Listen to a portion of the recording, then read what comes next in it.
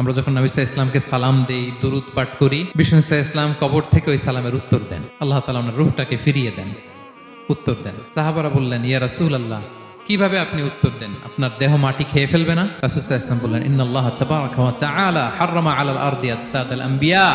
আল্লাহ তাআলা নবীদের দেহকে নষ্ট করা মাটির জন্য হারাম করে দিয়েছেন। কোনো মাটি কোনো নবীর দেহকে টাচ করতে পারে না, নষ্ট করতে পারে না। নবীরা কবরে জীবিত, সেখানে সালাত আদায় করে, তাদেরকে স্পেশাল রিজিক দেওয়া হয়। এটাকেই বলা হয় হায়াতুন নবী।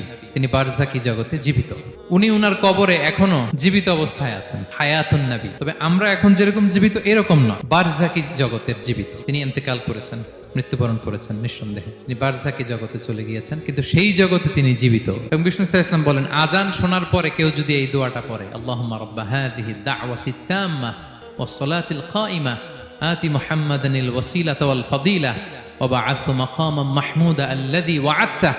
এই দোয়াটা যে পড়ে আজান শোনার পরে, বিষ্ণু সাল্লাল্লাহু আলাইহি ওয়াসাল্লাম বলেন, হাল্লাত লাহু শাফাআতি ইয়াউমাল কিয়ামা, কিয়ামতের দিন তার জন্য সুপারিশ করা আমি নবীর জন্য ওয়াজিব হয়ে যায়। যারা পড়েন না পড়বেন।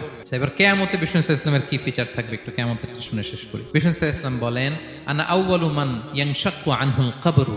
কিয়ামতের দিন ময়দানে মাহশারে, হাশরের ময়দানে সর্বপ্রথম আমি কবর ফুঁড়ে উপরে উঠে দাঁড়াবো। কে উঠে দাঁড়াবে? বিষ্ণু সাল্লাল্লাহু আলাইহি ওয়াসাল্লাম সর্বপ্রথম কবর ফুঁড়ে উনি উঠে দাঁড়াবেন। এবং হাশরের ময়দানে উনি কোথায় দাঁড়াবেন? ওনার জন্য একটা স্পেশাল জায়গা থাকবে। জায়গাটার নাম হচ্ছে মাকামে মাহমুদ। জায়গাটার নাম কি? মাকামে মাহমুদ। ওইখানে বিষ্ণু সাল্লাল্লাহু আলাইহি ওয়াসাল্লাম মাকামে মাহমুদে দাঁড়াবেন।